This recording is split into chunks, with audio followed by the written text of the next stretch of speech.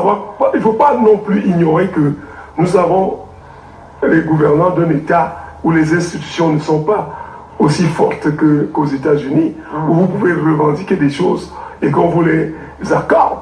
La preuve, le MRC avait programmé son meeting le samedi. De jeudi, ils vont à une sous-préfecture dans une capitale. La sous-préfecture est fermée parce qu'il faut déclarer le meeting du MRC.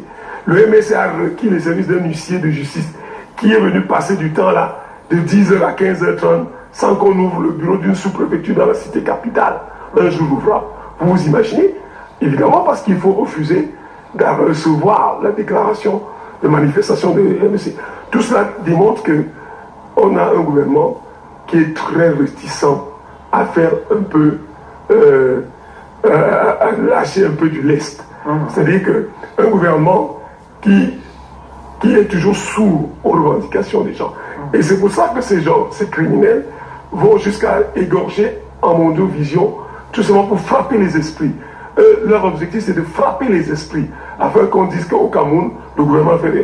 Et je crois qu'ils atteignent même leurs objectifs. La preuve, les États-Unis sont en train de sanctionner le Cameroun, alors que cela même tue. Il y a un moment que tout cela part du fait que nous avons un gouvernement qui s'est doté d'une constitution à sa mesure et qui n'arrive même pas à implémenter cette constitution.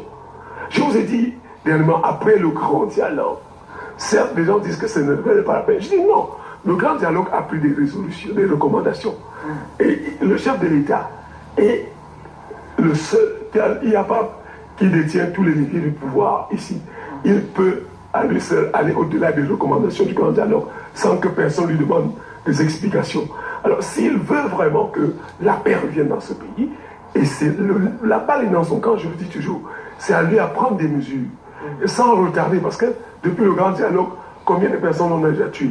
Va-t-on encore attendre qu'on tue 3000 personnes?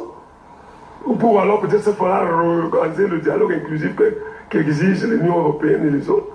Donc j'estime qu'il faut que le gouvernement comprenne que vraiment, il faut lâcher du lest, il faut arrêter d'être sourd aux revendications des gens.